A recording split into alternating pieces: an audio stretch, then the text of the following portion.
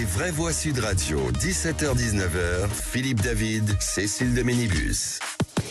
Bienvenue dans Les Vraies Voix. Aujourd'hui, c'est mardi. Bonjour Philippe David. Bonjour Cécile de Ménibus. Vous avez remarqué, j'ai dit bonjour. Bonjour, mais c'est pas grave. Bonjour, c'est le côté allemand. Ouais.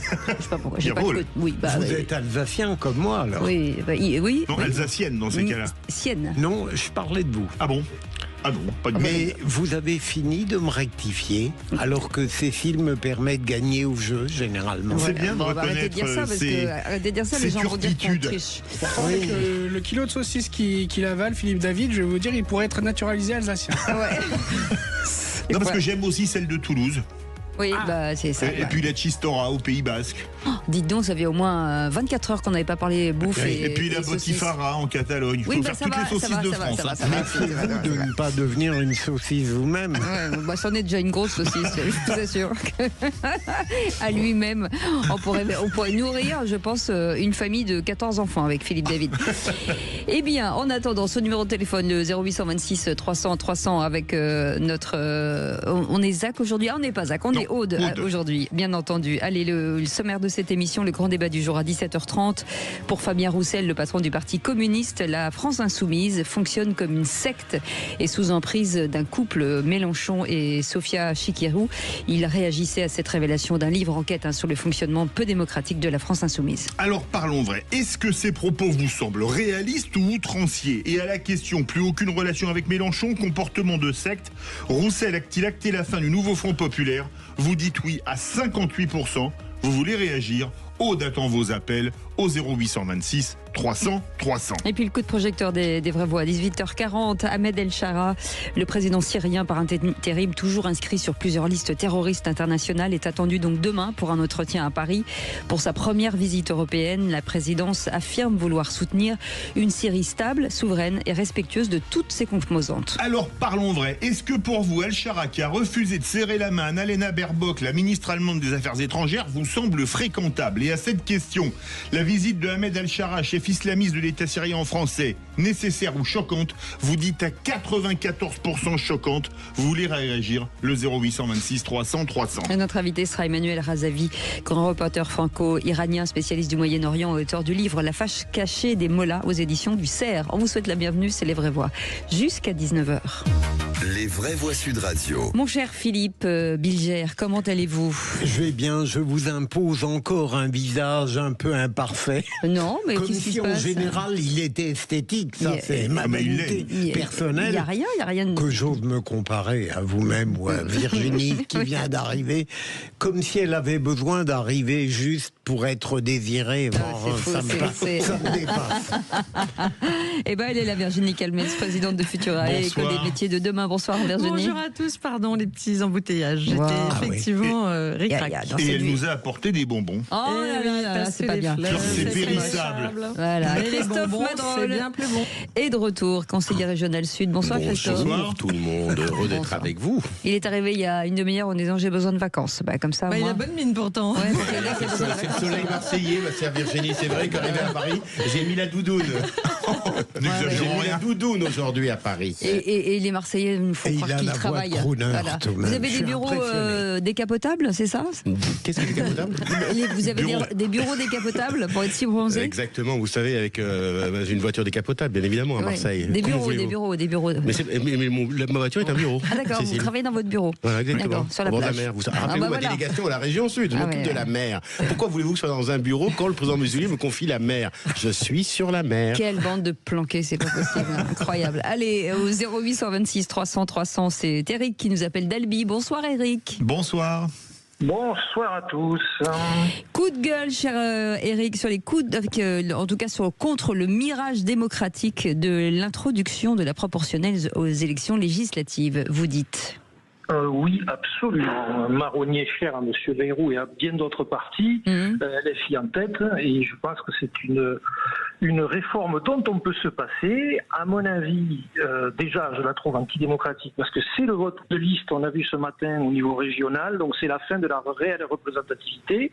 Pour moi, une refonte de la carte électorale serait plus efficace pour assurer de la représentativité plutôt que de passer par cette réforme qui ne fera que diluer encore un peu plus le vote des électeurs sur des scrutins de liste établis par des partis. Ce que De Gaulle ne voulait pas, on reviendrait un peu plus encore au gouvernement des partis par la proportionnelle. Donc, personnellement, je suis contre et je préférerais qu'on redessine les circonscriptions pour leur donner un sens territorial et non pas une cuisine comme a fait Cazeneuve à l'époque, avec des campagnes diluées avec des quartiers, etc. Le Tarn est un exemple magique en termes de découpage électoral. Philippe Bilger, ça s'entend. Vous ne trouvez pas, Éric, que, au contraire, on pourrait penser que la proportionnelle permet de faire coïncider le pays réel avec le pays légal et qu'en définitive, l'Assemblée qui est dans le désordre, assez proche de ce qu'imposerait la proportionnelle, serait encore plus équilibrée? C'est mon point de vue. Pour gagner du temps, je ne mets pas un point d'interrogation. Voilà, on va faire tourner. On va faire tourner. Ouais. Merci Eric. Moi, je partage complètement la position de Philippe Bilger. Et puis le président De Gaulle, avec la Constitution, a créé les partis politiques pour pouvoir exercer le pouvoir. Et donc, il donne tous les pouvoirs dans la Ve République aux partis politiques. Donc, c'est normal que les partis politiques puissent présenter des listes aux élections législatives et il y aura à ce moment-là une vraie représentativité du pays vis-à-vis à l'Assemblée nationale. Allez. Il faut faire attention. Attention, 30 secondes. Virginie Calmels. Alors moi je suis plutôt d'accord avec Eric. Je pense qu'on aurait une grande difficulté avec un éparpillement de multiples petits partis, parce qu'aujourd'hui on n'a plus des partis très forts. Donc on aurait beaucoup de petits partis et je pense que la dose de proportionnelle qu'on pourrait souhaiter, elle devrait quand même être accompagnée d'une prime au majoritaire à celui qui arrive en tête. Sinon c'est ingouvernable. Voilà. Ou alors c'est la coalition, ce qui se passe dans d'autres pays, mais on voit bien qu'en France Ça ne fonctionne pas. Voilà. Merci beaucoup Eric. Vous restez avec nous de toute façon jusqu'au qui c'est qui l'a dit dans un instant, le réquisitoire du procureur. Monsieur le procureur. On va parler de l'Open de Sam Altman-AI. Ah, la OpenAI conçue par qui a conçu ChatGPT. Allez, on reste ensemble jusqu'à 19h. Soyez les bienvenus. Ce numéro de téléphone 0826 300 300, c'est Aude qui vous attend. Les vraies voix Sud Radio, 17h-19h, Philippe David, Cécile de Ménibus. C'est les vraies voix jusqu'à 19h comme tous les jours, entre 17h et 19h, bien entendu. Et on va demander à Maxime si on a les chiffres de la chaîne YouTube. Alors plus d'1 million. Non mais c'est un running gag parce qu'il les a jamais en fait. Alors on a passé les 1 million 10 000, ça j'en suis certain. Ouais, on est voilà. Les chiffres précis Regardez le la lapin dans les semaine phares. Mais j'adore ça. Oui alors pardon, je suis au téléphone avec le ministère de l'Intérieur. Enfin voilà, faites comme vous voulez. En tout cas, Maxime. Plus d'1 million, je peux pas. Ah bah merci. Ah bah ça c'est du. Avec plaisir. Ça c'est de la justesse. C'est comme les horaires, c'est hyper juste les trains. C'est-à-dire on part à peu près là. Oui, ok d'accord, c'est ça. En tout cas, Philippe Bilger est avec nous, Christophe Madrol, conseiller régional Sud, et Virginie Calmels, président de Futurae, école des métiers de demain. Dans un instant, les 3 mots dans l'actu, c'est avec Félix Mathieu. Bonsoir Félix. Bonsoir Félix. Bonsoir Cécile, bonsoir Et de quoi Philippe, bonsoir tout parle-t-on? le monde. On va parler du nouveau chancelier allemand qui a failli pas l'être, enfin qui n'a pas été élu comme prévu du premier coup aujourd'hui. Il a fallu revoter. On va parler aussi de ces référendums qu'Emmanuel Macron pourrait vouloir annoncer la semaine prochaine. Grande émission dans un prime time sur TF1, mardi prochain en tout cas. Et puis on va parler un peu champignons hallucinogènes contre la dépression. C'est expérimental. Ah et bon c'est du côté de Nîmes, figurez-vous, du CHU de Nîmes. En 3 mots, donc en 3 mots, cafouillage, référendum et champignons. Et en attendant, Philippe Bilger. Les vraies voix Sud Radio, le réquisitoire du procureur, Philippe Bilger. Et c'est sur Sam Altman, le fondateur d'OpenAI, qui a conçu ChatGPT. Oui, j'ai eu envie d'en parler parce que, en général, vous savez, mes chers amis, que je ne suis pas la technologie de ces choses informatiques et économiques. Je laisse ça à Virginie et à Christophe. C'est le fait que quand je lis que Sam Altman, en tenant compte de l'avis des leaders de la société civile, a décidé de ne pas faire de l'OpenAI une société à but lucratif parce que il a décidé de mettre avant l'intérêt des actionnaires les questionnements éthiques. Dans un monde où l'éthique a disparu, eh bien, je trouve formidable que cet homme, qui ne doit pas être un directeur général ordinaire, après avoir pris l'avis de leaders qui ont pu avoir des considérations morales, a décidé de d'abandonner le caractère lucratif parce qu'il a compris que l'intelligence artificielle devait être un bien universel. Moi, je trouve ça extraordinaire pour une fois que ma naïveté trouve matière à s'exprimer. Tu es trop beau, mon Philippe. C'est magnifique, voilà. Pardon, oui, t'es très beau, Philippe. Non mais son expression, faut voir. Mettez-vous sur la chaîne YouTube, puisqu'on a passé le 1 100 000, voir Philippe qui s'exprime avec cette naïveté qui est extraordinaire. C'est très bien. Le processus est très bien, et je pense qu'effectivement, ce chef d'entreprise a raison. Mais je pars toujours du principe, quand c'est gratuit, le produit, c'est soi-même. Et je me méfie toujours de la gratuité des projets comme celui-ci, parce qu'il peut y avoir effectivement quelque chose derrière qui soit lucratif. On n'est pas dans un monde de bisounours, et je pense effectivement... Surtout que l'investissement est colossal. L'investissement est colossal, et je pars toujours du principe, quand c'est gratuit, c'est nous le produit. Je crois que l'intelligence artificielle fascine autant qu'elle fait peur. Et donc je crois que c'est surtout quelqu'un de très intelligent qui se rend compte à un moment donné qu'il faut aussi donner des garde-fous et qu'au lieu que ce soit l'État qui réglemente ou qu'on mette des barrières ou je ne sais quoi, il prend les devants assez habilement en disant finalement c'est une telle révolution et ChatGPT aujourd'hui est utilisé de plus en plus et aura des conséquences néfastes sur l'emploi, il y aura des destructions d'emplois. Donc son annonce, elle est nouveau. Et il y aura, on espère évidemment, de la création. Mais enfin, c'est schumpeterien. Est-ce que la création sera supérieure à la destruction? On ne sait pas. Et en tout cas, ça risque de prendre un peu de temps. Du coup, je pense qu'il est très habile dans cette communication. Il est même très politique pour un chef d'entreprise. C'est-à-dire qu'il prend les devants et il rassure en disant, en fait, on ne va pas en faire un immense centre de profit. C'est ça que ça veut dire. En attendant, ça ne sera pas gratuit. C'est simplement que ce qu'il veut montrer, c'est que le but ultime n'est pas lucratif, mais une entreprise, pour qu'elle soit pérenne, il faut quand même qu'elle dégage des résultats. Donc, ce qu'il met là en exergue, c'est que ce n'est pas un driver de l'argent, que c'est pas pour faire du surprofit, pour plaire à notre langage de nos extrémistes de gauche dans ce pays. C'est plutôt pour dire, voilà, on est en avance technologique, on apporte une solution, et en gros, on ira à l'équilibre. Je pense que c'est très habile de sa part. Mais rien à voir avec le beau sourire de Philippe Bilger quand il parle de ça. Moi, je suis très satisfait quand même. Non, mon cher Christophe. Non, mais surtout que, en tout cas, ils sont en développement continuel. C'est-à-dire que s'ils arrêtent, voilà, à un moment donné, quelqu'un prendra le lead et pas eux. Merci. Et que demain soir, on aura une émission sur l'AI dans les vraies voix responsables de 19h à 20h, Cécile. Absolument, passionnant. Et vous avez déjà le nom des invités? Absolument. Oui, on a le nom des invités. Ils vont venir même avec des robots. Voilà. Oui, peut-être pour nous remplacer demain, on sait pas. Allez, tout de suite. Merci beaucoup, Philippe. Vous êtes irremplaçable, mes amis. Arrêtez, on peut être cloné comme ils veulent. Nous, ce sera un Philippe David augmenté, Cécile augmenté. Il y a de la marge. Et en attendant, Félix Mathieu est dans les starting blocks avec les 3 mots dans l'actu. Les vraies voix Sud Radio. 3 mots dans l'actu, Félix, qui sont cafouillage, référendum et champignons. Faux départ pour le nouveau chancelier Friedrich Merz en Allemagne. Il devait succéder à Olaf Scholz après un vote du Bundestag en forme de formalité suite à l'accord de coalition. Mais situation inédite, il n'a pas eu la majorité attendue du premier coup. Il a fallu un deuxième tour en urgence. Emmanuel Macron de retour sur la politique intérieure. Le président va faire une grande émission sur TF1 la semaine prochaine. Il envisagerait des référendums sur tout plein de sujets, sauf le budget, comme le souhaite pourtant François Bayrou. Grosse ambiance. Et puis des champignons hallucinogènes pour soigner la dépression, mesure expérimentée à Nîmes, quand les traitements classiques ne fonctionnent pas. Les vraies voix Sud Radio. Wir haben keinen Kanzler. En attendant le Habemus Papam en latin à Rome. Votre allemand est bien meilleur que l'anglais de Philippe Bilger. Merci, on essaye. Oui, très bien. En attendant effectivement le Habemus Papam du côté de Rome, il y a cet épisode inattendu tout à l'heure, nous n'avons pas de chancelier en allemand du côté de Berlin. Situation finalement réglée. C'est bon, Friedrich Merz est bien devenu chancelier il y a environ 3 quarts d'heure maintenant. Mais après quelques heures de cafouillage, la journée avait pourtant commencé par les honneurs militaires rendus au chancelier social-démocrate sortant, Olaf Scholz.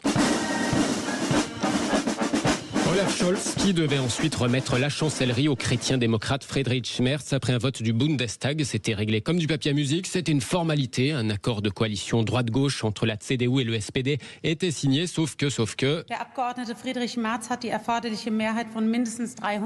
Le député Friedrich Merz n'a pas obtenu la majorité requise d'au moins 316 voix, conformément à l'article 63, paragraphe 2 de la loi fondamentale. Il n'a pas été élu chancelier de la République fédérale d'Allemagne. Visiblement, dans le secret du vote, en fait, certains députés n'ont pas suivi l'accord de coalition signé par leur parti. Situation inédite en 80 ans de République fédérale. Il a fallu revoter. Au pire du pire, une majorité relative aurait pu suffire. En tout cas, durant ces heures sans nouveau chancelier, où Olaf Scholz a un peu fait des heures sup de chancelier. Et bien, l'extrême droite a même eu le temps de donner de la voix. Avons-nous un gouvernement ou non? Si ce n'est pas le cas, nous devons organiser de nouvelles élections, lançait carrément cet élu AfD en milieu de journée. Cafouillage sous les yeux de l'ancienne chancelière Angela Merkel, venue assister au sacre d'un nouveau chancelier de CDU. Bon, finalement, il a fallu attendre un peu, mais donc ça y est, Friedrich Merz est donc bien devenu chancelier. Pas Schmerz. Non, il a dit Merz. Mais il a dit Merz. Il a dit Friedrich. Schmerz, ça veut dire ennui. Oui, oh là là, il a dit Friedrich. Ah, mais il a eu des ennuis aujourd'hui. Il a eu des ennuis aujourd'hui. Il a dit Schmerz, mais c'est pas grave. C'était peut-être un jeu de mots en allemand. Il parle aussi bien allemand que vous-même. C'était peut-être un jeu de mots en allemand, vu qu'il a eu des ennuis aujourd'hui. Oui. On va dire ça, on va dire que je l'ai fait exprès alors. Non, mais pas. Vous êtes très bon. Allez, le deuxième mot, référendum. Emmanuel Macron envisagerait d'en annoncer lors de sa grande émission la semaine prochaine. Oui, le chef de l'État de retour sur la politique intérieure après bientôt 5 mois de gouvernement Bayrou et un an sans majorité même relative.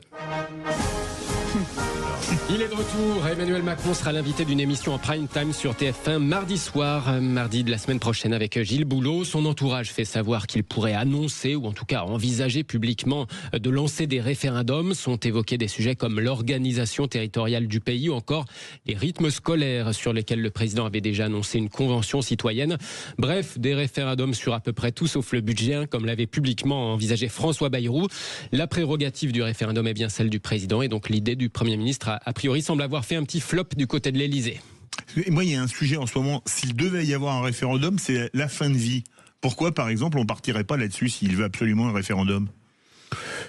Moi, d'abord, à titre personnel, je n'aime pas cette proposition, mais est-ce que ça n'est pas un sujet trop délicat, trop complexe, trop intime pour faire l'objet d'un référendum ? Je vois mal comment une campagne sur un tel sujet pourrait véritablement éclairer, je sais pas. Virginie Calmel. Je prenais un exemple, parce que les rythmes scolaires, je pense que ça ne va pas attirer les gens aux urnes. Oui, et si l'immigration, on pouvait.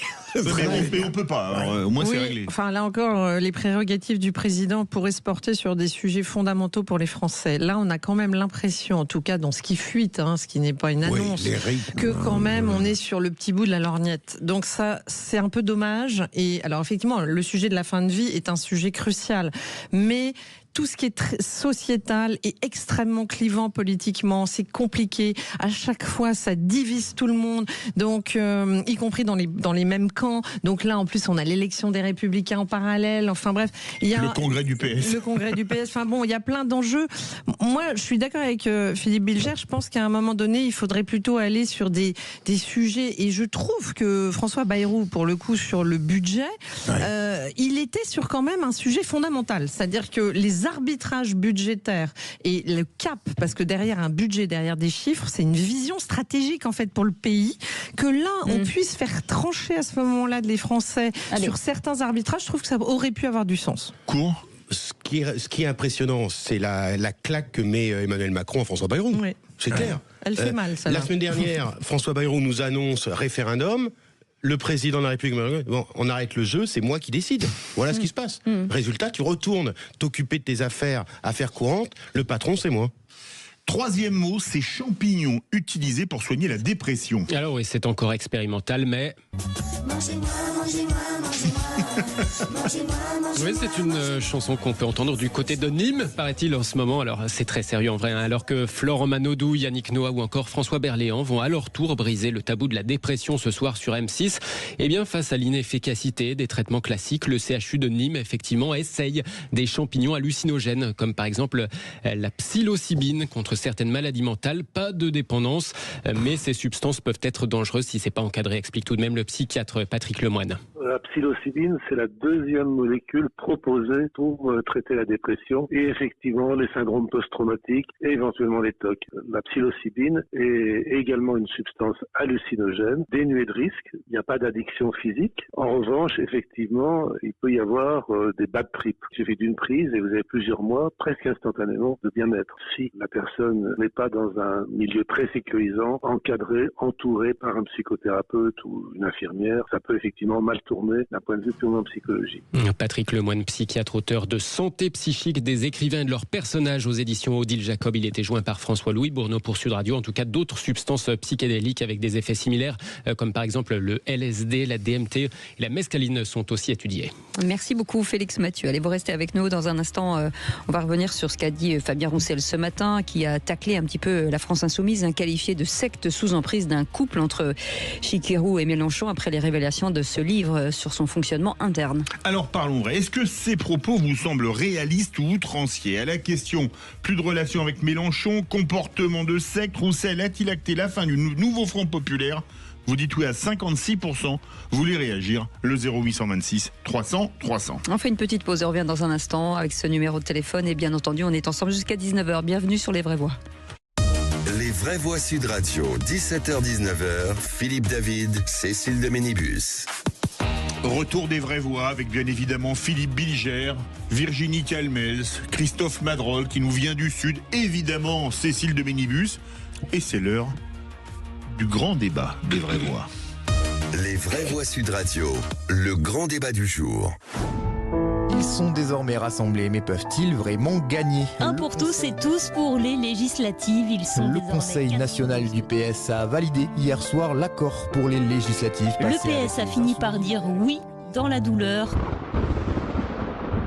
Alors, je voudrais d'abord vous interroger sur Jean-Luc Mélenchon. Ouh là là, je saurais même pas m'en souvenir, mais ça date de bien avant les dernières élections présidentielles que nous n'avons plus de relations. À chaque fois qu'ils font la politique de la chaise vide, malheureusement, ils affaiblissent le collectif que nous formons. Qu'ils ne détruisent pas le front que nous avons constitué. Si certains vont tomber dans ce piège, évidemment qu'ils vont fracturer le nouveau Front populaire. Il y a les filles qui, pour l'instant, en tout cas, donnent le sentiment d'être à côté de l'aventure. Ils affaiblissent la gauche quand ils font ça. LFI, une secte sous l'emprise d'un couple Mélenchon-Chicirou, des mots employés ce matin par Fabien Roussel, le patron du Parti communiste, réagissait à ces révélations d'un livre enquête sur le fonctionnement peu démocratique de la France insoumise. Alors parlons vrai, imaginez-vous des partis aussi déchirés refaire une alliance en cas de dissolution? Et à cette question, plus de relations avec Mélenchon, comportement de secte, Roussel a-t-il acté la fin du nouveau Front populaire? Vous dites oui à 56%, vous voulez réagir? Aude attend vos appels au 0826 300 300 et évidemment les vraies voix avec elle. À Philippe Bilger, le torchon brûle. D'abord, ça n'est pas la première fois qu'on parle du comportement, pour aller vite, d'autocrate et totalitaire de Jean-Luc Mélenchon. On n'apprend rien. Et du fait qu'autour de lui, il y a une garde évidemment rapprochée et qui se soumet à ses diktats parce qu'il est brillant, il est cultivé et il ne tolère pas la moindre contradiction. Ça n'est pas comme ici. Deuxième élément, il est évident que le livre qui va sortir demain, dont on a pu lire des extraits dans Le Monde, offre une synthèse qui semble détaillée de ce qui se passe à LFI. Et dernier élément, c'est le fait que, en réalité, Fabien Roussel, lorsqu'il énonce cette évidence, profère une banalité que Manuel Bompard, avec beaucoup d'habileté, a cherché à éluder en disant « mais ça va être le 10e livre sur LFI ». Mais je crois que celui-là, il va être plus cinglant que beaucoup d'autres. Virginie Calmel. Oui, je crois que malheureusement, ça ne va pas aider dans la crise démocratique que nous connaissons, parce que, mine de rien, indépendamment de Jean-Luc Mélenchon, les Français ont un peu le sentiment que dès qu'on parle parti politique, au fond, c'est tout le temps des sombres histoires qui sortent. Alors, il n'y a pas qu'elle est fille, je veux dire. Et c'est un peu le problème, c'est qu'à la fin, on a quand même l'impression que tous ces fonctionnements ne sont pas transparents, transparent, que c'est pas clean, qu'il y a des gros problèmes. Et du coup, les Français se disent au fond pourquoi ces gens-là veulent gouverner la France alors que déjà ils n'arrivent pas à être exemplaires dans le fonctionnement d'un parti politique. Alors là, évidemment, Mélenchon, c'est la caricature, c'est un incroyable tribun, mais je pense que la gauche a ses chances. Vous savez que c'est pas du tout mon bord, mais moi je pense qu'elle a ses chances le jour où elle met Mélenchon de côté et que des gens, même comme Corbière, comme Autain, comme Garrido, comme Ruffin, si eux vont vers une alliance communiste, les Verts, qui est quand même,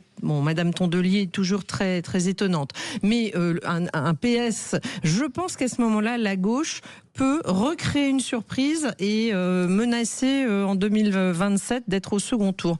Mais il faut qu'il se débarrasse de Mélenchon définitivement. Ce livre est peut-être la goutte d'eau. Christophe Madrol. Bon, rien de nouveau, Jean-Luc Mélenchon, on sait d'où il vient. Il est lambertiste.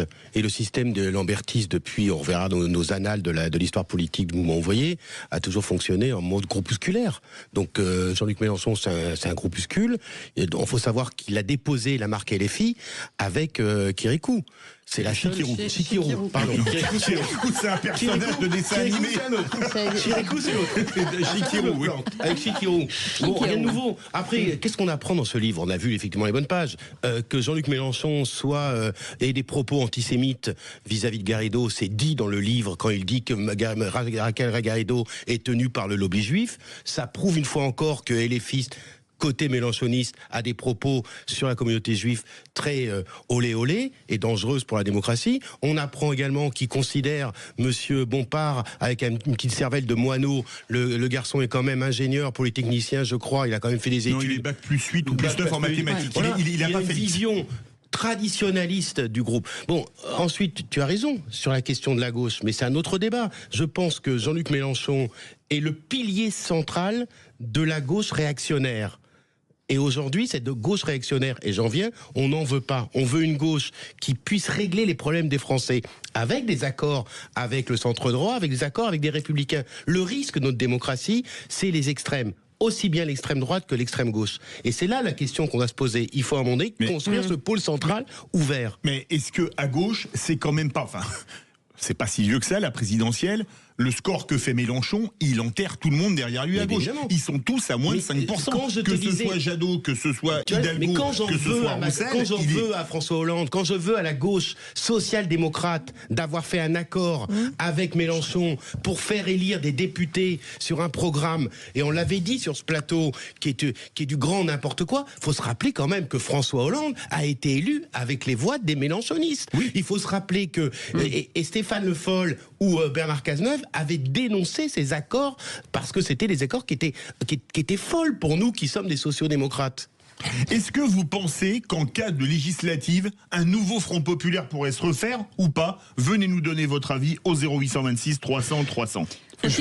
Allez-y. Je pense tout de même qu'il va être difficile, quelles que soient les considérations et les contraintes électorales, que aujourd'hui, avec le fossé qui s'est tout de même creusé pour des motifs, mon cher Christophe, éthiques, même si le politicien n'est pas friand de cette matière-là, il sera difficile pour les partis comme le Parti socialiste de revenir vers LFI parce que la fracture me paraît considérable. Et on verra ce que va faire Piolle à Grenoble, par exemple. Excuse-moi, Philippe, je t'ai coupé. Oui, moi, j'attends de voir quels vont être les accords municipaux de la gauche. Et je reviendrai... Ça va être au cas par cas. Eh oui. Alors, ça veut dire quoi au cas par cas, Philippe? Ça veut dire peut être blanc à Grenoble, noir à je suis Monsieur Piolle, je fais accord avec LFI. Je suis Payan, je fais accord avec LFI. Je suis Hidalgo, enfin, à Paris, je fais... Ouais, le cap... Pardon, Philippe, je t'ai coupé. Mais bien sûr. Mais la lecture politique des mois à venir va être très intéressante. Très intéressante. Parce qu'on va voir ceux qui ont compris le danger de LFI et ceux qui, une fois encore, utilisent LFI à des fins purement électorales et anti-éthiques. Mais peut-être parce qu'il n'y a pas d'incarnation ailleurs aussi. Bah oui, pourquoi il y a mais il y a plein d'incarnations, Cécile. Qui à gauche? Moi, quelqu'un comme Raphaël Glucksmann, personnellement, il est fréquentable. Quelqu'un comme Bernard Cazeneuve. Non, mais c'est pas ce que je dis. C'est pas qu'il soit fréquentable ou pas. L'incarnation, quelqu'un qui incarne, qui soit aussi puissant, je suis d'accord avec Cécile. Glucksmann, ça fait 14% aux européennes, ça fera 3% 3% à la présidentielle. Oui, mais simplement, Philippe, que... Non, alors ça, je suis pas sûr de ça, parce que je pense quand même qu'il y a toujours des dynamiques qui se créent. Aujourd'hui, le problème de la gauche, mais on a le même à droite, c'est qu'en fait, on a l'impression qu'il n'y a pas d'incarnation parce qu'il n'y a pas une seule tête qui dépasse. Donc il faut, à un moment donné, il va falloir que les socialistes décident de leurs moyens de départage pour qu'à un moment donné, il y ait quelqu'un qui prenne le leadership. Et on a l'impression que François Hollande, lui, il est déjà dans sa tête celui qui va incarner ce leadership. Moi, je reviendrai juste une seconde sur quelque chose qui me choque profondément et qui se passe un peu dans tous les partis.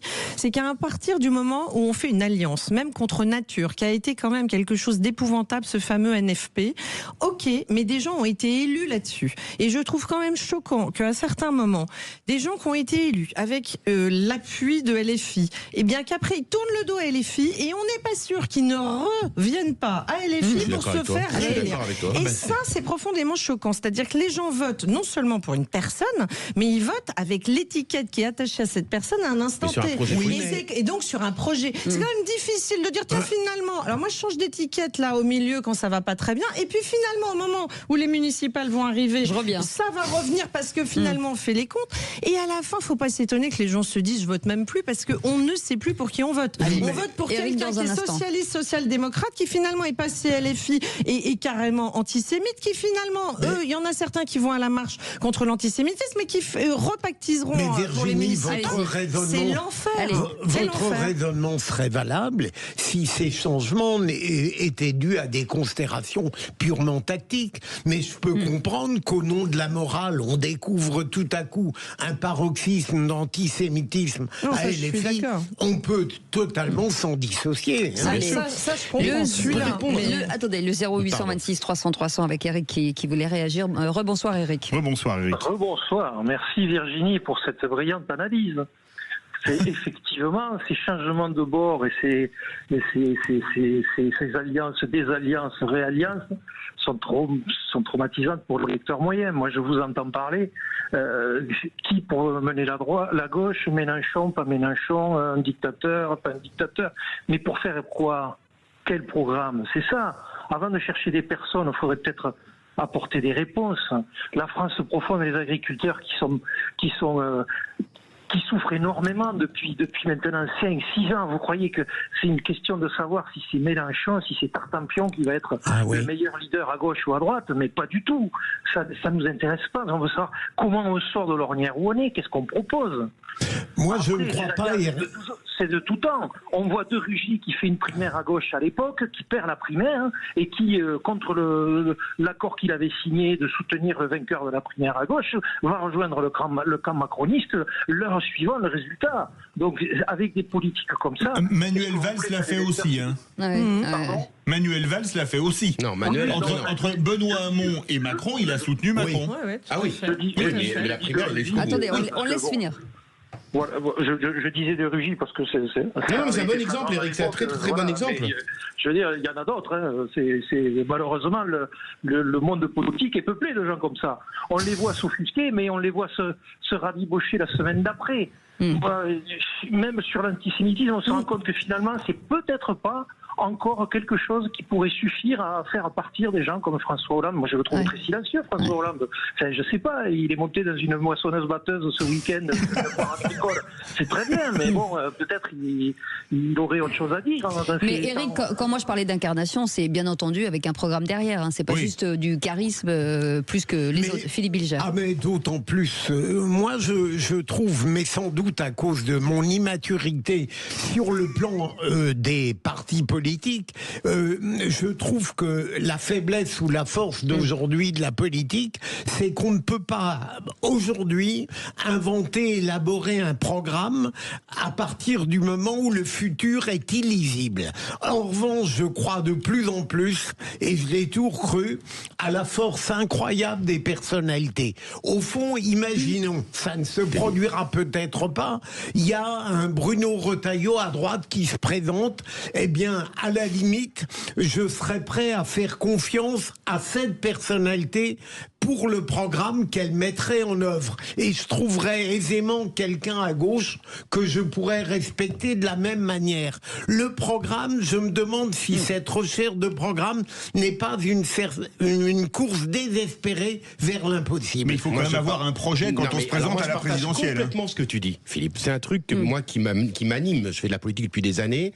Longtemps, j'ai cherché le programme. Et longtemps, j'ai vu les programmes. Souvent, les politiques ne tiennent pas compte des programmes. C'est très rare au niveau national. Au niveau local, c'est autre chose. On l'a vu avec Juppé, on l'a vu avec Gaudin, on l'a vu avec Payan, on l'a vu. Voilà, que ce soit de gauche ou de droite, au niveau local, on peut tenir les engagements. Au niveau national, c'est très compliqué. Moi, je préfère l'incarnation, et tu as assez raison, Cécile, de l'incarnation. Pour te répondre, Philippe, aujourd'hui à gauche, il n'y a pas d'incarnation. Mais qui aurait parlé il y a 6 mois de la sortie de Retailleau? Qui parlait de Bruno Retailleau il y a 6 mois? Personne. On me parlait d'Édouard Philippe, on me parlait de toute cette droite. Aujourd'hui, Retailleau devient une personnalité incontournable de la reconstruction de LR. C'est clair. Mais faut-il encore qu'il prenne les rênes du parti? Oui, mais à mon avis, il n'est pas loin de prendre les rênes du parti. Ah oui, quand on voit le nombre d'adhérents, c'est peut-être pas si certain que ça. Tu as peut-être raison. Excusez-moi, comme disait Staline, l'important ce n'est pas le vote, c'est comment on compte les votes. Et dans les partis politiques, pour bourrer les urnes, on sait ce que c'est. N'est-ce pas, Virginie Calmels? Mais c'est bien le problème, c'est que tant que les partis n'auront pas un comportement irréprochable, il ne faudra pas s'étonner que les citoyens ne leur fassent plus confiance. Alors quand c'est à gauche, ça se règle entre Madame Aubry et Madame Royal de façon soft la nuit. Quand c'est à droite, ça fait l'affaire Copé-Fillon, ça met avec à la mal cocoï. et la cocoë, la connard, enfin bref, on avait droit à ces petits noms d'oiseaux pour les grandes commissions qui devaient trancher. Ça donne un spectacle pitoyable. Et tant qu'on sera là-dedans, donc Mélenchon, là c'est le paroxysme, mais tant qu'on sera là-dedans, il ne faudra pas s'étonner qu'il y ait autant d'abstentionnistes, autant de gens qui pensent que la classe politique est à bout de souffle, ne tient pas ses engagements. Alors l'incarnation, oui, mais il y a évidemment un projet derrière. Et le vrai problème, c'est ce changement permanent de cap. À un moment donné, aujourd'hui, on a l'impression que des alliances électoralistes prennent le pas contre les idées. Je veux dire, on a eu des personnes qui ont dit voter plutôt communiste que RN, alors qu'ils étaient de droite. Voilà, ou voter LFI contre le RN, alors qu'ils étaient de droite.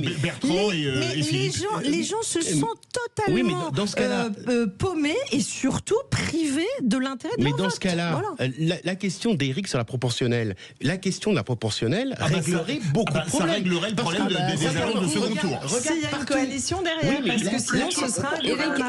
Eric veut réagir. Eric. Oui, c'est très bien que vous reveniez sur la proportionnelle. Ça réglerait quoi? Je vais vous répondre, Eric.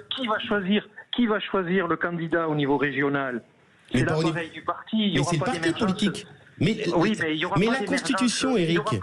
Oui, non, mais le vote proportionnel, c'est quoi? C'est la métropole régionale qui va placer les cadres de son parti en position éligible sur la chose, et c'est la disparition complète des territoires. Ce qui nous manque actuellement en représentativité, c'est les territoires, c'est la ruralité, c'est tous ces gens sur qui on a craché, contre qui on fait de l'aménagement du territoire sans considération, contre qui on... Et ces gens-là, dans la proportionnelle, ils seront encore plus noyés. C'est ça que je voulais dire. C'est très bien les partis, effectivement. Allez, et la législative permet de financer les partis. C'est donc une élection très importante pour ça. Mais laisser à un appareil le choix de mettre ses cadres pour être en position éligible, ça donne ce qu'on a. On y retourne. Des députés dealers, voilà, c'est ce qui se passe à la France Insoumise en fait avec le NP. Allez, 10 secondes pour vous. Non, alors c'est un grand débat, Eric. Moi, je suis pour la proportionnelle et croyez-moi, les territoires seront de fait représentés. De fait représentés parce que je connais aucun parti politique qui pourra mettre de côté les territoires même ruraux par rapport aux candidats qui pourraient venir effectivement sur les listes à la proportionnelle. Ce sera une vraie représentativité, mais il y aura une dose effectivement de proportionnel et une dose de scrutin majoritaire. Ça sera obligatoire. Merci beaucoup en tout cas pour ce sujet. On va reparler de proportionnel dans quelques instants avec le qui c'est qui l'a dit. Et je peux vous assurer que ça fonctionnera pas non plus. La triche est toujours proportionnelle entre certains. Oui. Et tournez à droite votre tête. Non, parce que là, il n'y a pas de triche. On n'est pas des tricheurs, nous. De toute façon, Virginie domine depuis quelque temps. Ouais, c'est ça. Elle survole largement. Mais elle révise, là. Je vois sur son téléphone portable, elle révise. Allez, mes messages. Mes messages. Vous restez avec nous. On revient dans un instant. On fait une petite pause et on joue au qui c'est qui l'a dit. À tout de suite. Les vraies voix Sud Radio, 17h-19h, Philippe David, Cécile de Ménibus. C'est la fin du conclave des vraies voix. Ça y est, on sait qui a gagné le qui c'est qui l'a dit. C'est Philippe Bilger. Voilà, c'est comme ça. Très bien. Bah ouais, c'est comme ça, c'est réglé. Mais on peut jouer quand même, si vous voulez. J'aimerais être comme Balladur qui voulait être nommé président. Oui. Eh bien, j'aimerais être nommé gagnant. Systématiquement, Voilà, ça c'est absolument. bien. Tu deviens mélanchoniste, mon cher Philippe. Notre ami suis Christophe Madrol qui est avec nous, Virginie Calmels et Eric qui est avec nous et qui doit lancer ce jingle. Eric. Eh bien, c'est parti pour le quiz. Les vraies voix Sud Radio, le quiz de l'actu. Tout simplement. Voilà. Qui c'est qui l'a dit, Eric? Écoutez bien, je soutiens les Républicains. Je me réjouis de les voir se redresser. Peut-être Christian Estrosi. Absolument. Bonne réponse Maire d'Éric. Horizon de Nice. Et c'était ce matin sur Sud Radio. Qui c'est qui l'a dit? Quand la loi ne protège pas les Français, il faut changer la loi. Et je pense que sur l'immigration, pour reprendre le contrôle, il nous faut un référendum. Eric.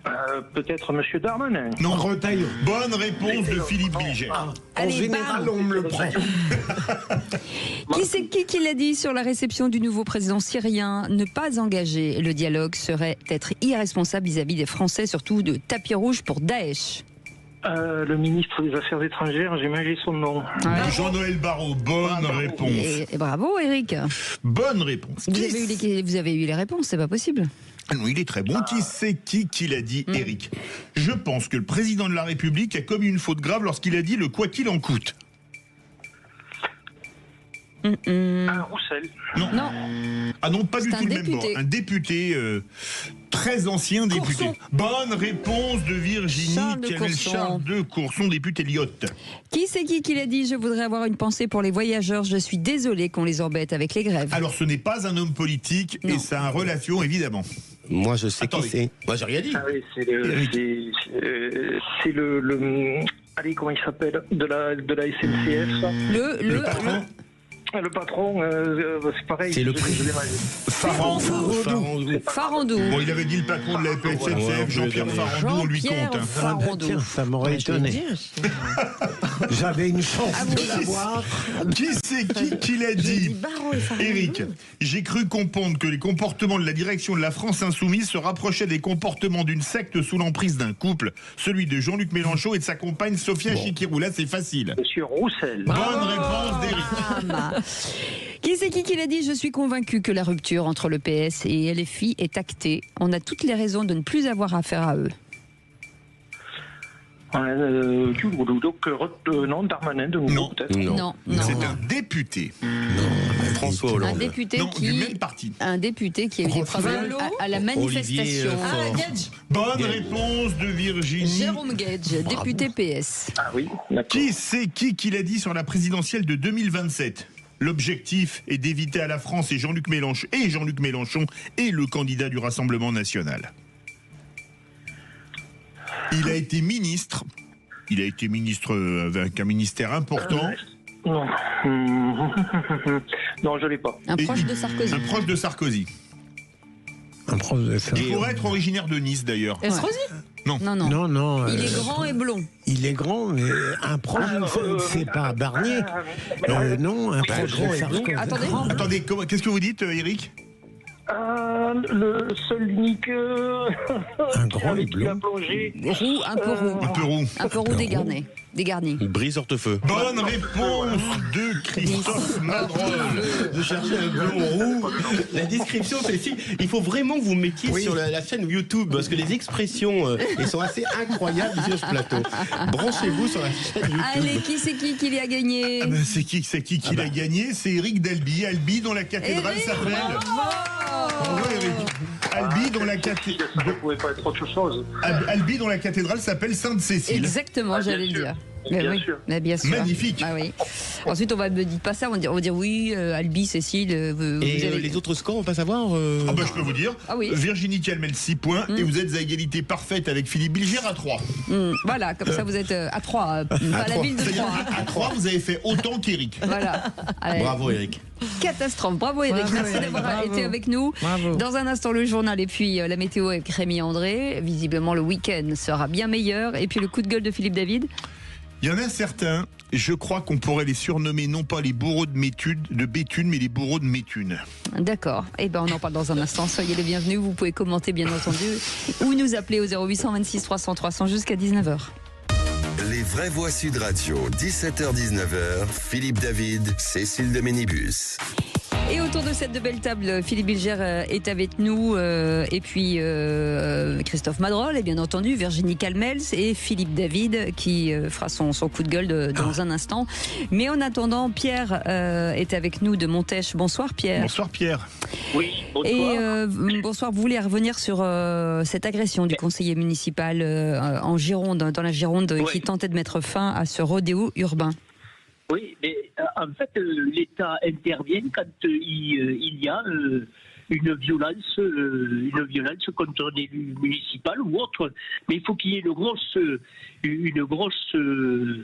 intervention de l'État quand il y a une violence pareille. Moi, je vois dans le petit village où je suis, eh bien, c'est pareil. Il y a souvent des petits motards qui sont là avec des motos sans permis et qui font des roues arrière et qui vont un peu partout. Mais ça, et puis voilà, moi je vois qu'en Angleterre, quand ils voient des motards sur les roues arrière, ils interviennent et ils leur foncent dessus. Alors, je ne dis pas qu'il faut faire la même chose, mais il faut que ça cesse tout ça. Voilà. On en parlait hier dans un de nos débats, de dire est-ce qu'il faut autoriser les policiers à toucher en tout cas les motards ou les voitures qui ça donne en tout cas des rodéos Notre urbains. ami a totalement raison, mais on a eu une bonne nouvelle hier, c'est que le tribunal correctionnel de Brest a condamné à 10 ans un rodéo d'un gars qui n'avait pas de permis, sous l'emprise de la drogue et qui a fauché une jeune femme. À 140 à l'heure en 10 ville. ans d'emprisonnement, donc 70. il n'y a que comme ça qu'on 140. parviendra à éradiquer 70. les rodéos urbains. Ouais. Christophe Madrol. Non, mais vous avez raison, Philippe, tu as raison. Le problème, c'est le quotidien de beaucoup de nos concitoyens dans les villages ou dans les villes qui voient des rodéos urbains. Même chez moi, à Marseille, et pourtant on a beaucoup de bleus.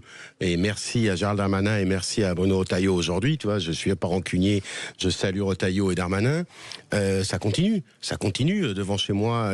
Il y a ce week-end, samedi, il y avait 3 gamins qui faisaient des roues arrière sur des motos, à mon avis, pas forcément achetées directement chez le consommateur, chez le producteur, et qui faisaient des roues arrière et qui ont pourri 5 minutes de la vie de nos concitoyens.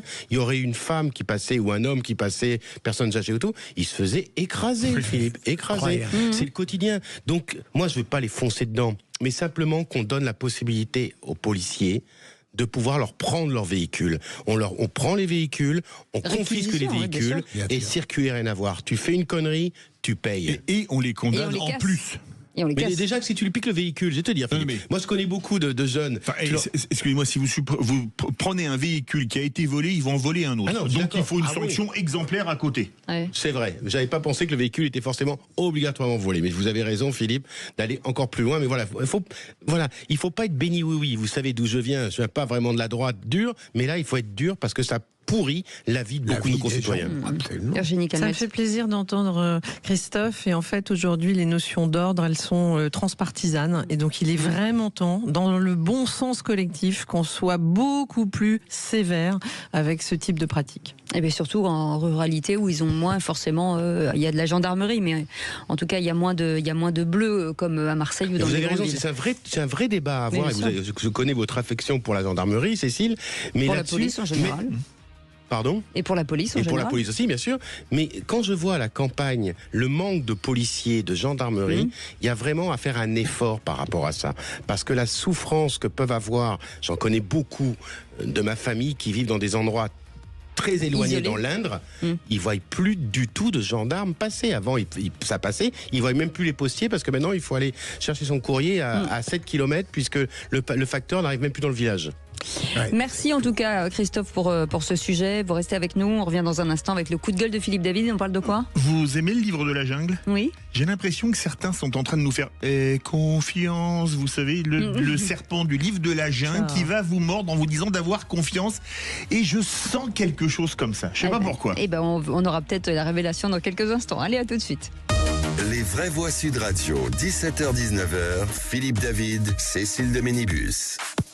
Les vraies voix jusqu'à 19h, on est ravis de vous accueillir comme tous les jours avec ce numéro de téléphone que vous connaissez bien maintenant, 0800 26 300 300 avec Aude qui vous attend bien entendu autour de Philippe David, Philippe Bilger, Christophe Madrol et Virginie Calmels et vous au 0826 300 300. En attendant, le coup de gueule de Philippe David.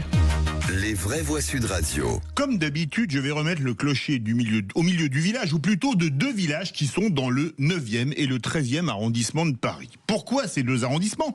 Parce que c'est là que se trouvent les sièges du Figaro et du Monde, deux journaux représentant deux courants de pensée différents, mais qui, en à peine un mois, nous ont sorti une musique de fond qui rappelle les pubs pour les marques de rasoir à deux lames où la seconde lame retaille le poil avant qu'il ne se rétracte. Le Figaro, le 1er avril. La France est-elle en passe de redevenir une société d'héritiers ? Le Monde aujourd'hui. Comment la France est redevenue une société d'héritiers ? Deux articles partant de constat, le second citant une étude de la Fondation Jean Jaurès, think tank de gauche, qui affirme qu'avec la disparition des enfants du baby-boom, ce sont 677 milliards d'euros qui seront hérités chaque année jusqu'en 2040. Très bien, mais avec ces deux articles concomitants, on sent que ce n'est finalement pas bien pour la répartition des richesses et que, même que, selon Le Monde, je cite, le niveau élevé des inégalités de patrimoine et de la fortune héritée observé aujourd'hui rappelle celui de la France du 19e siècle. En filigrane, la France redeviendrait celle de Zola dans Germinal. Et je n'en peux plus que même subliminalement et subtilement, on veuille encore aller piquer de l'argent aux Français, surtout avec les droits de succession qui sont ni plus ni moins qu'un impôt sur la mort. Rappelons que les disparus ont payé la TVA et tous les impôts et taxes dont la France est la terre la plus fertile au monde et qu'il n'y a aucune raison de les taxer à nouveau. Rappelons que le barème d'un héritage en ligne directe peut atteindre 45%, 45% qui sont la norme pour un héritage entre frères et sœurs au-delà de 24 430 euros. Des droits de succession qui peuvent atteindre 60%. Quand on a travaillé dur toute sa vie, c'est pour laisser quelque chose à ses enfants, pas pour enrichir l'État qui ferait bien de se mettre à la diète plutôt que de nous faire les poches par tous les moyens, qu'on soit mort ou vif. Oui, je crois que vous exprimez un point de vue assez majoritaire chez les Français. En ce qui me concerne, c'est un problème qui ne me touchera pas dans la mesure où mes enfants n'auront rien à hériter. Mais plus sérieusement, c'est...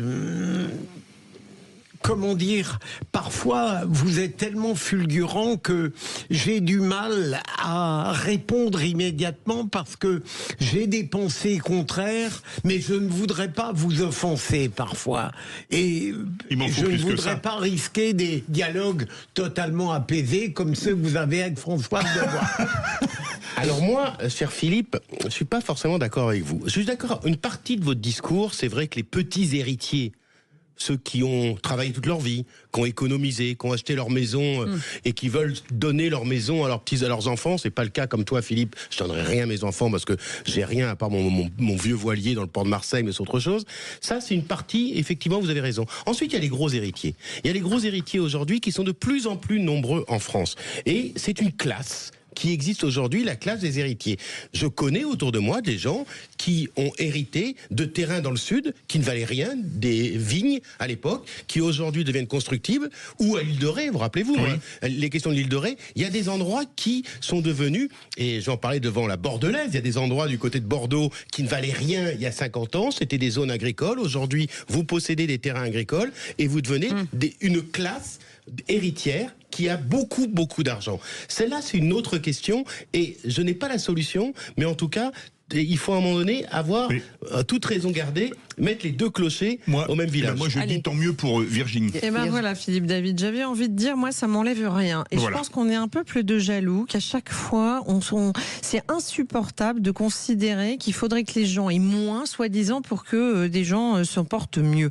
Moi, je crois au contraire qu'il faut faire l'inverse. Je suis d'accord avec Philippe David. Non seulement je pense qu'il ne faut pas augmenter les droits de succession, je pense que piquer sans arrêt dans la poche des Français, au bout d'un moment, finalement ça va faire que les gens auront plus envie de travailler, plus envie de créer de la richesse. Moi, je crois qu'au contraire, il faut libérer ou partir à l'étranger. Il faut au contraire libérer tout ça. Et je pense qu'il serait même sain qu'on transmette aux petits-enfants et aux arrière-petits-enfants, parce que maintenant la vie s'allonge, parce que finalement hériter à 70 ans quand des parents partent à 90, finalement on n'en a plus besoin. Est-ce que c'est pas plutôt la deuxième, voire la troisième génération qu'en aurait besoin? Et ça permettrait au contraire de la consommation, ça permettrait de relancer l'habitat. Je veux dire, si des arrière-petits-enfants pouvaient acheter leur premier appartement à 25 ou 30 ans, eh bien ce serait formidable. Et donc au fond, qu'est-ce que font les Français? Ils mettent tout en épargne, ils sont tétanisés à l'idée qu'on va encore augmenter la fiscalité et qu'ils savent pas à quelle sauce ils vont être mangés dans 2 ans. Et l'argent tout ça circule bloque complètement l'immobilier, l'argent circule pas, il y a plus de consommation, tout va mal. Moi je crois qu'au contraire, là il y a des mannes. Et puis moi j'irai même plus loin, je garderai une quotité disponible dans les familles pour ne pas déshériter les enfants. Mais pourquoi pas, cher Christophe, si on veut justement un peu plus d'égalité, eh bien pourquoi pas pouvoir transmettre en liberté totale à qui on veut? Et pourquoi pas un gamin issu d'un milieu défavorisé à qui on a envie de payer les études, à quelqu'un qui s'est occupé d'une personne âgée jusqu'au bout. Alors évidemment en vérifiant que c'est pas un détournement d'héritage et que c'est pas une malversation.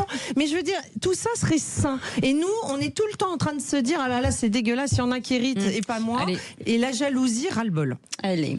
Merci beaucoup, Philippe. Allez, tout de suite, l'info en plus avec Félix Mathieu. Si vous êtes jaloux. Les vraies voix Sud Radio. Et un site vient d'être lancé pour mesurer l'inflation normative dans notre pays. Oui, de plus en plus de décrets, d'arrêtés, de lois, de règlements, bref, de normes en tout genre. Un code du commerce, par exemple, qui a quadruplé de volume depuis 2001. Eh bien, ce phénomène, Christophe Héauche-Duval le dénonçait déjà dans son livre « L'inflation normative ». C'était l'année dernière chez Plomb. Mais cette fois, ce haut fonctionnaire va encore plus loin, puisqu'il a décidé de mesurer le phénomène en temps réel. Et il lance viginorme.fr avec un S à norme, un baromètre de l'inflation normative en lien avec l'association Contribuables Associés. Bonsoir Christophe Héauche-Duval. Bonsoir. Oui, bonsoir. Sud Radio. Merci d'être avec nous dans Les Vraies Voix. Vous calculez ça très précisément, un peu comme le taux d'inflation des économistes. Votre résultat, c'est une inflation, si j'ai bien compris, une inflation normative de déjà 2% depuis l'année dernière. Un droit qui pèse 47 millions de mots au total, 47 millions de mots, dont plus de 335 000 mots ajoutés en quelques mois de gouvernement Bayrou. Alors, comment est-ce que vous mesurez tout ça? Et est-ce que ça comprend aussi tous les règlements, y compris les règlements locaux, ou est-ce qu'on parle là que du droit national? D'abord, un grand coup de chapeau à Contribuables Associés, qui est un think tank qui a accepté, en quelque sorte, que je sois leur expert pour mettre un site en ligne, car il faut que depuis 1958, c'est une première, vous entendez bien, une première historique. Les citoyens vont pouvoir en ligne et en temps réel surveiller l'augmentation de l'inflation de leurs normes. Autrefois, on avait les politiques qui disaient toujours trop de lois tue la loi, mais ils prouvaient rien. Et là, on va pouvoir vérifier ce qu'ils disent et ce qu'ils appliquent en réalité. Alors comment s'y prend-on? Eh bien, écoutez, il a fallu effectivement qu'avec l'aide d'un informaticien, nous allions dans, j'allais dire, le backup du site Légifrance qui publie en ligne le journal officiel et que de manière tout à fait légale, eh bien, nous mesurions ces flux informatiques, car finalement, les lois et les règlements qui sont publiés sont des flux informatiques. Qu'est-ce que l'on peut observer? Eh bien, des choses absolument sidérantes. En moyenne, notre droit a explosé depuis l'an 2000, depuis l'an 2000 de 109%. Voilà, 109%. Alors, c'est variable. Ça a doublé, comme vous le disiez, le code du commerce, c'est plus 476%, et le code civil, c'est un peu moins, c'est plus... voilà, c'est variable. Allez voir sur ce site, cliquez un code, et vous avez toutes les informations en temps réel. Incroyable. Incroyable, oui. D'ailleurs, sur votre site, on voit que François Bayrou lui-même dénonçait cette inflation normative, alors qu'elle continue depuis qu'il est là. Ça paraît être une fatalité, finalement. Ah, effectivement, oui. Alors, on a été un petit peu taquin, puisque sur ce site, le Contribuables Associés a mis un compteur Bayrou. C'est-à-dire que depuis le 13 décembre 2024, on compte le nombre de mots qu'il rajoute au droit. Alors, il y en a 335 385 de plus. Bon, évidemment, bien sûr, on sait que c'est compliqué, mais en même temps, voilà, les politiques font souvent des promesses, et on ne peut pas les vérifier. Cette fois-ci, ils vont faire des promesses de réduire le nombre de normes et l'inflation normative, et on va pouvoir vérifier au mot près. Ben voilà, Philippe En Bilger. fait, vous parlez, le Code du travail, par exemple, a connu un développement insensé, mais est-ce qu'on comprend bien pourquoi il y a une inflation normative? Mais à votre avis, est-ce qu'il serait si simple d'alléger tout cela? Je me rends compte parfois que, en dénonçant l'enflure législative, on se rend compte tout de même que il est difficile de la réduire. Ça n'est pas si facile. Qu'en pensez-vous? Alors, vous avez parfaitement raison, et c'est précisément le vice du système, c'est-à-dire que plus il y a d'inflation normative, plus on nous joue le tour de nous dire on peut plus simplifier, il y en a tellement, et comment s'y prendre.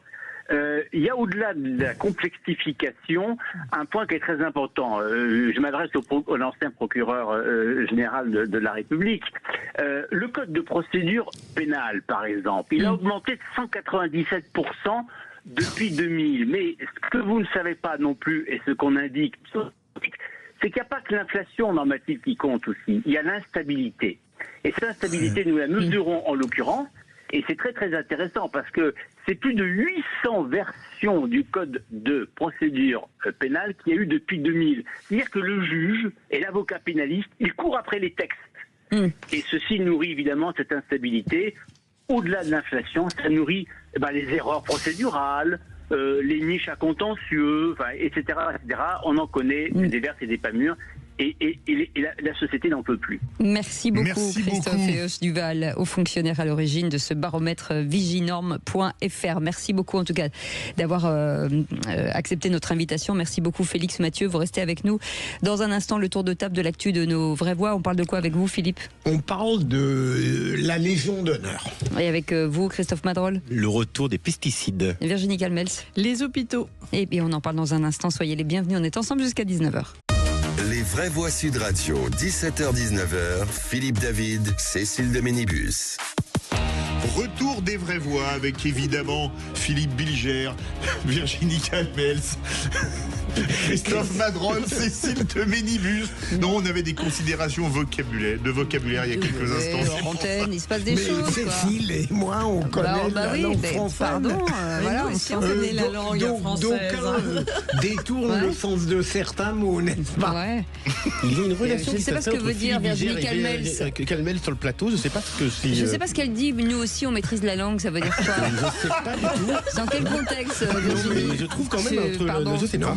Je me sens un peu trop sur ce plateau, je ne sais pas, on va sortir, non? Cécile et moi, on parle d'enflure très normalement, une ampleur législative, tandis que Virginie la prend je ne sais dans quel sens. Je ne sais pas, il y a peut-être des trucs à nous raconter de ces week-ends. Je ne sais pas. Donc, des petits dossiers comme ça, sympathiques. Bref, en attendant le tour de table de l'actu des vraies voix, j'ai hâte d'entendre le tour de table de Virginie Calmels. Vous êtes des vedettes de la télé? Avant d'être un cerveau, Philippe Bilger est un corps. J'ai toujours rêvé d'être Harrison Ford. La comparaison est débile, désolé de vous le dire. Mais non. Taisez-vous, parce que là, ça... Le tour de table De l'actualité. Non, la comparaison n'est pas débile. Non, Philippe Bilger, Harrison Ford. Il est un peu faible physiquement. Il est formidable. Allons-y. Et Philippe Bilger voulait parler des requérants pour qu'on retire la Légion d'honneur à Nicolas Sarkozy. Oui, j'avais déjà traité ce sujet et je crois que c'était avec vous, Virginie, puisque je crois me rappeler que vous approuviez la décision du président de la République et moi je la contestais en disant qu'il n'y avait aucune raison pour que la fonction prestigieuse de président soit d'une certaine manière dégradée en permettant la sauvegarde de la Légion d'honneur pour quelqu'un qui a été condamné. Et je vois avec plaisir que 6 requérants, fils ou petit-fils de décorés, ont introduit un recours devant le tribunal administratif pour contester ce refus de retirer la Légion d'honneur à Nicolas Sarkozy. Et je suis curieux de voir la décision du tribunal administratif et éventuellement peut-être l'appel, mais juridiquement, ça m'intéresse parce que l'argumentation développée n'était pas absurde non plus, je l'admets, mais je suis curieux de voir quelle sera la conception dans ce domaine du tribunal administratif. Virginie Calmel. Moi là-dessus, je trouve que on va trop loin dans la volonté d'humilier et que la fonction présidentielle aujourd'hui, elle est déjà extrêmement abîmée. Enfin, il y a qu'à écouter. Les gens ne croient plus en la politique, les gens ne votent plus, les gens pensent que tout le monde est pourri. Bon, malheureusement, parfois c'est vrai, parfois c'est faux. En plus, on ne sait plus très bien démêler le vrai du faux. Il y a quand même des affaires qui sont extrêmement complexes et où les preuves sont pas toujours notamment Nicolas Sarkozy. À ma connaissance, à ce jour, il n'est condamné que dans l'affaire Azibert. L'affaire Azibert, c'est quand même une intention sur une corruption qui n'a pas eu lieu, il n'y a pas eu d'intervention. Enfin, c'est compliqué. On est sur... Alors après, il y a sans doute d'autres dossiers, mais pour moi, il y a plus une volonté d'humilier qu'une volonté de faire justice. Et donc, de ce point de vue-là, j'ai trouvé qu'Emmanuel Macron, qui disait finalement, on lui laisse sa Légion d'honneur, je trouvais que c'était une bonne décision de la part du président, et je pense que, j'aspire pas à ce qu'un président de la République, quel qu'il soit, termine en prison. Parce que je pense malheureusement que ça mettra encore, vis-à-vis de l'ensemble des citoyens, une image piètre de la politique et de ceux qui l'exercent. Voilà. Christophe Madrol. Moi, je partage ce que tu dis complètement. Je suis pas sarkozyste, loin de là, mais bon, personne ne m'en parle de cette histoire-là, Philippe. Et vraiment, c'est le dernier de mes soucis de savoir est-ce qu'on laisse la Légion d'honneur à Nicolas Sarkozy ou pas. Là où tu as raison, c'est que ce tribunal administratif donne un avis. Ça va être intéressant parce que ça pourrait faire jurisprudence dans les cas qui peuvent arriver, parce que au-delà de Nicolas Sarkozy, nous avons eu d'autres cas beaucoup plus compliqués où il y a eu des mœurs qui ont été abordées. Là, c'est une autre question. Et pour revenir à la question politique, tu as raison. Moi, je suis un homme politique. J'essaye de le faire avec éthique et morale. Mais c'est très compliqué. La politique, depuis que la politique existe, d'abord la politique empêche les guerres, généralement, parce qu'on est dans des discussions, on n'est pas à se tabasser, ce qui permet effectivement de pouvoir régler beaucoup de conflits. D'apaiser. Ça permet de régler les conflits dans les instances, que ce soit le conseil municipal, le conseil régional ou l'Assemblée nationale, même s'il y a des verbes qui sont portés haut, la politique empêche les guerres souvent. Et on voit très bien que les pays qui se développent les mieux, ce sont les pays démocratiques, qu'on le veuille ou non. Où il y a une dictature, c'est les pays qui sont les plus régressifs. Mais la politique, c'est vrai, c'est quelque chose qui est compliqué, parce qu'on essaie de trouver des alliances, des contre-alliances, et à l'époque de Nicolas Sarkozy, c'est la question du financement. Rappelez-vous les débats que nous avons eus sur les financements des formations politiques. On a eu le procès du MoDem, on a eu le procès du RN. Moi, je me suis exprimé par rapport à ça, parce que je considère effectivement... C'est long, pardon, mais c'est vrai que c'est un vrai débat, cette question. Moi, je suis un homme politique qui essaye de respecter les règles et les lois de la République. Allez. Mais on est tous comme ça par rapport à ça. Et puis moi, on n'a pas le temps. J'aurais une double objection facile, mais je la ferai pas parce que je suis curieux d'entendre les points de vue de. Mais je suis d'accord avec toi, Philippe. Je suis d'accord. Et moi, si je peux dire un truc, si on regarde Nicolas Sarkozy, regardons tous ceux qui ont la Légion d'honneur et regardons leur casier judiciaire et faisons à ce moment-là le tri total sur tout le monde. Ça, je suis assez d'accord avec Cécile. Pas géométrie variable. On retire la Légion d'honneur à tous ceux qui ont été condamnés. Et donc, normalement, c'est une dérogation à la règle qu'a faite Emmanuel Macron. Et deuxième élément, très vite, je suis surpris de voir votre réaction à l'égard d'un ancien président. Moi, j'ai la réaction inverse. Je ne songe pas à le protéger, je dis que c'est lui qui dégrade. Mais on pourrait discuter. Absolument. Allez, Christophe Madrol, l'Assemblée nationale, après le Sénat, veut réintroduire donc des pesticides dans notre agriculture. Alors, qu'on soit très clair, je vais remettre le clocher de l'église au lieu du village. On est très en retard, vous avez très peu de temps. J'ai toujours dit que je protégeais l'agriculteur, et je protégeais l'agriculture sur ce plateau-là. On a eu ce débat-là. Voilà. Mais aujourd'hui, que l'Assemblée nationale, après le Sénat, revienne sur la décision qui avait été prise de remettre en place des pesticides dangereux pour la santé.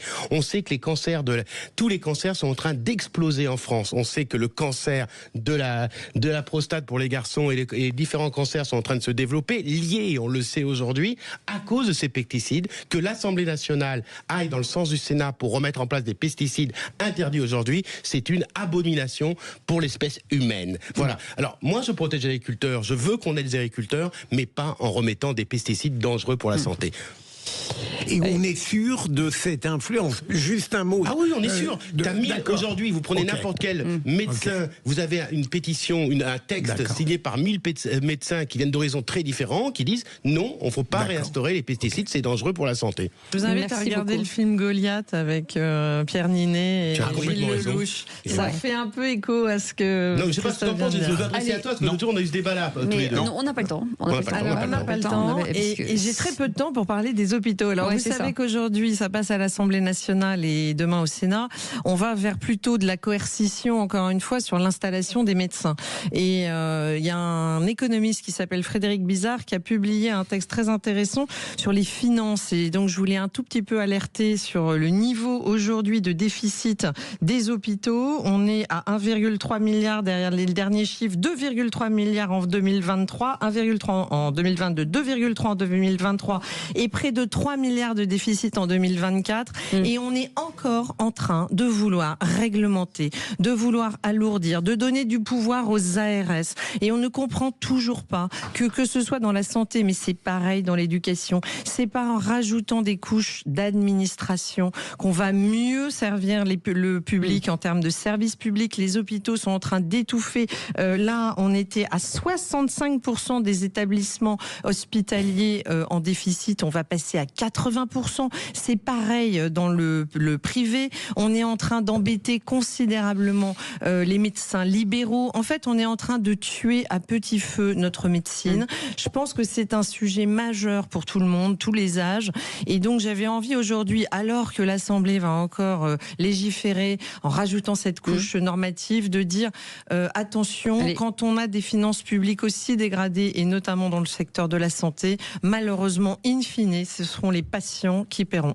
Merci beaucoup, en tout cas, pour ce sujet. Merci à tous. Allez, rester avec nous dans un instant. Le coup de projecteur des vraies voix. On va revenir sur cet entretien à l'Élysée, qui, en tout cas, le président de la République, qui va accueillir demain Ahmad El-Sharia, chef du nouveau régime syrien, une première visite en Europe. Alors parlons vrai. Est-ce que pour vous, El-Sharia, qui a refusé de serrer la main de la ministre allemande des Affaires étrangères parce que c'est une femme, est fréquentable? Et à cette question, la visite de Ahmed El-Sharia, chef islamiste de l'État syrien en français, nécessaire ou choquant? Vous dites à 95% que c'est choquant. Vous voulez réagir? Le 0826 300 300. Emmanuel Razavi est avec nous, grand reporter franco-iranien et spécialiste du Moyen-Orient, auteur de ce livre La face cachée des mollahs aux éditions du CERF. Est-ce que finalement, cher Emmanuel Razavi, c'est une habitude française d'inviter des personnalités assez contestables sur notre sol? C'est la bonne question. Je vous répondrai que depuis 1978, depuis octobre 1978 et l'avenue de Khomeini en France, décidément, il y a une constante qui est quand même très déconcertante pour le moins. Oui.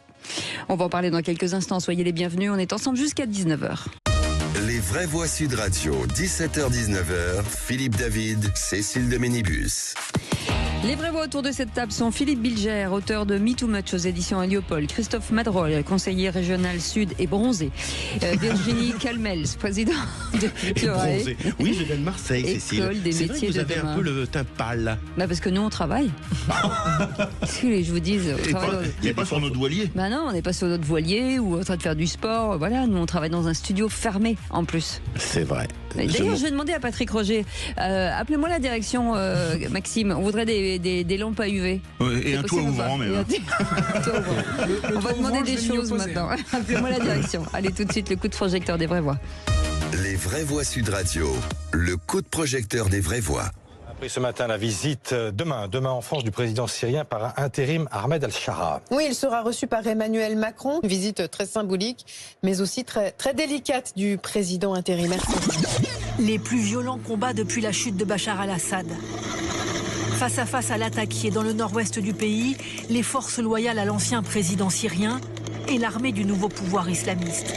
Prise au piège entre les deux, les civils. Au moins 1000 personnes auraient été tuées ces derniers jours dans l'ouest de la Syrie. Il s'agit des violences les plus meurtrières depuis la prise du pouvoir en décembre dernier par le nouvel homme fort du pays, Ahmad Al-Sharia, leader du groupe islamiste radical sunnite HTC. C'est vraiment un acte de vengeance contre une communauté qui est considérée comme ayant été le pilier du pouvoir des Assad, et également une haine religieuse qui s'exprime, puisque pour les islamistes, les djihadistes, les alaouites sont des hérétiques qu'il faut éradiquer. Ahmed El-Shara, le président syrien par intérim, toujours inscrit sur plusieurs listes terroristes internationales, est attendu donc demain pour un entretien à Paris pour sa première visite européenne. La présidence affirme vouloir soutenir une Syrie stable, souveraine et respectueuse de toutes ses composantes. Alors parlons vrai, est-on finalement dans la réelle politique où on parle avec les infréquentables dès lors qu'ils sont incontournables? Mais d'ailleurs, est-il incontournable? Et à cette question, la visite d'Ahmed El-Shara, chef islamiste de l'État syrien en France, est nécessaire ou choquante? Vous dites à 95% choquante. Vous voulez réagir? Le 0826 300 300. Notre invité Emmanuel Razavi, grand reporter franco-iranien, spécialiste du Moyen-Orient et auteur de ce livre La face cachée des mollahs aux éditions du CERF. Merci d'avoir accepté notre invitation. Philippe Bilger, qu'en pensez-vous?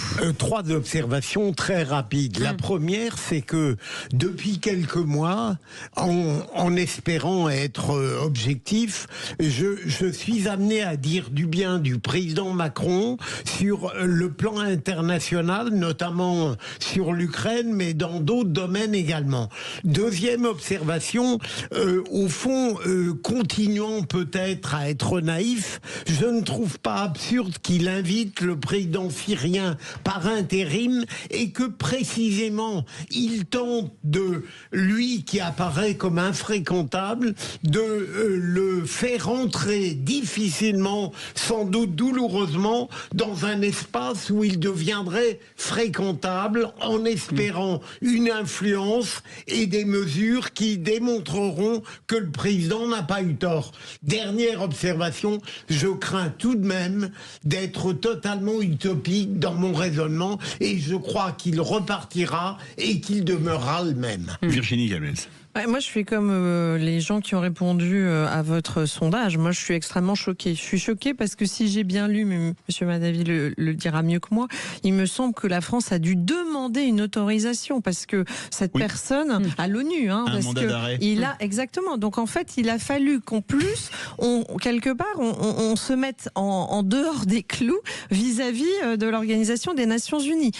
C'est limite une provocation. Enfin, je veux dire, aujourd'hui, si on lit ce qui se passe là-bas, je suis pas une spécialiste, c'est quand même la volonté d'installer une république islamiste. On a des gens qui sont massacrés et ça, ce n'est pas contesté ni contestable. Donc les Druzes notamment. Enfin bon, donc. Je ne comprends pas, comment finalement la France se permet, et Emmanuel Macron en tant que président est français, de vouloir une fois de plus non seulement donner des leçons à tout le monde, mais maintenant se placer au-dessus de l'ONU et je trouve que, moi j'en ai un peu ras-le-bol en fait de cette volonté de la France de se croire déjà au-dessus de la mêlée et de s'arroger cette volonté de vouloir régenter le monde entier en fait, au secours.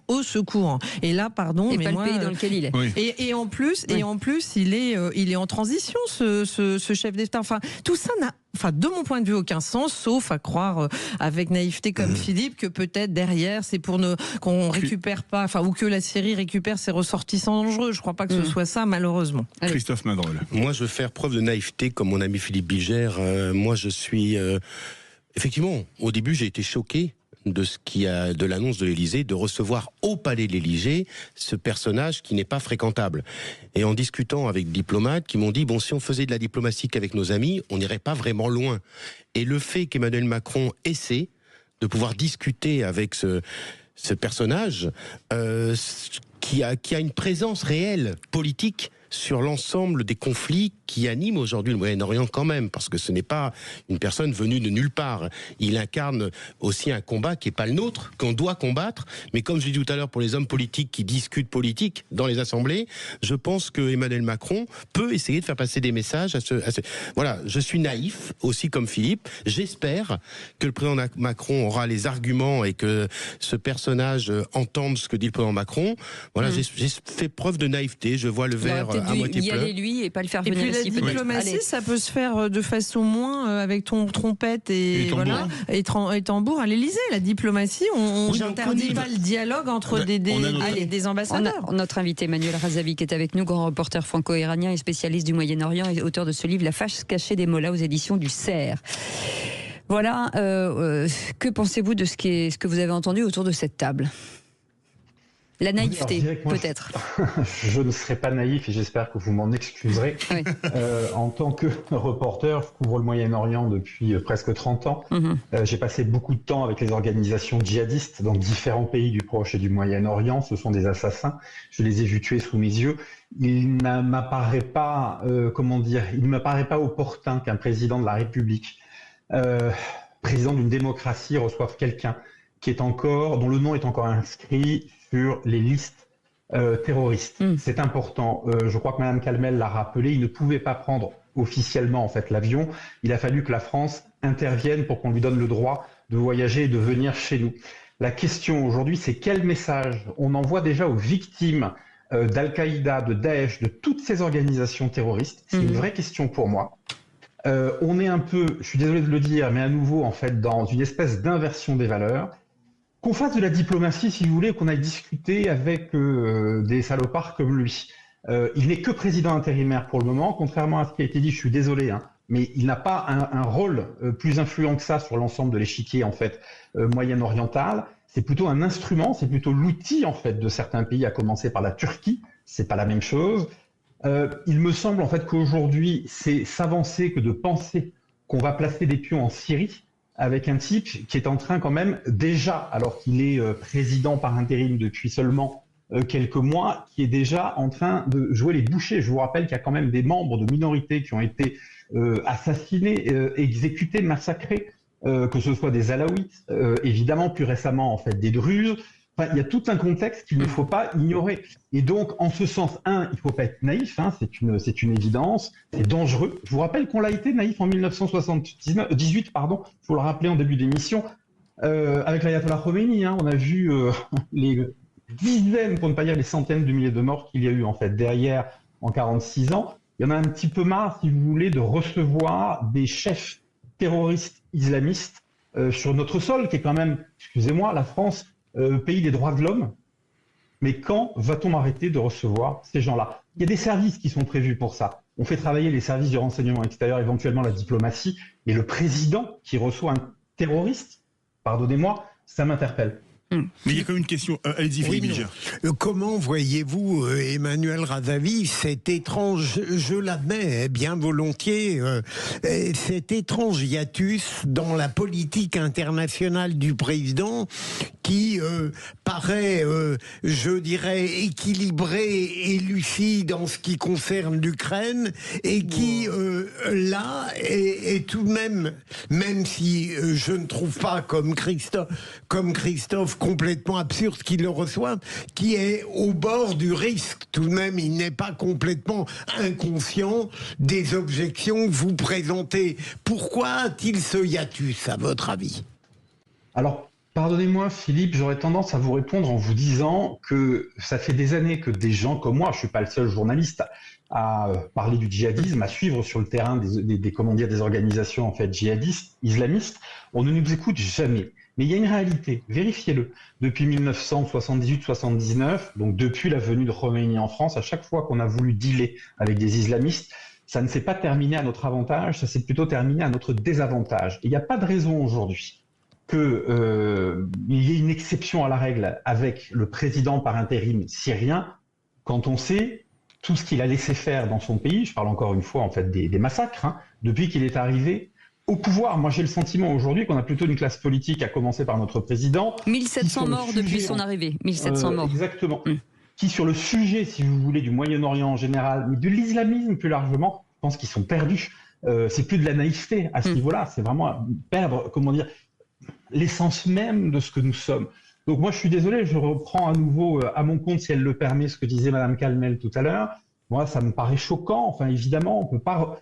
Ça me paraît aberrant, pour être très clair. On est complètement dans l'inversion, encore une fois, des valeurs. Moi, je me mets à la place, encore une fois, des familles de victimes, si vous voulez, du terrorisme islamiste. Mais que doivent-elles penser? Mais ce qui est important de comprendre, Emmanuel Razavi, c'est quel est l'objectif derrière d'Emmanuel Macron?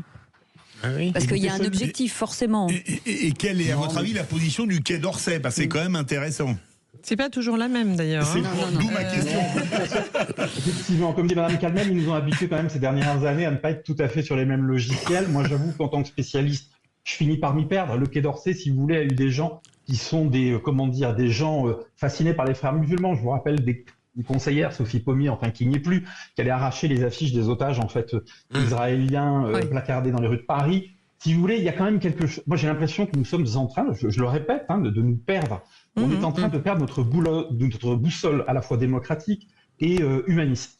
Moi, j'avoue que ça ne me convient pas de voir que tant de journalistes, tant de spécialistes d'ailleurs, des géopolitologues, Fabrice Balanche, je crois avoir reconnu la voix de Fabrice Balanche tout à l'heure dans votre émission, qui devait être interviewé. On vous raconte le réel, on va sur le terrain. Comment peut-on encore avoir, je dirais, la volonté, pour ne pas dire la prétention, de vouloir transformer le réel? Un djihadiste reste un djihadiste, un terroriste reste un terroriste.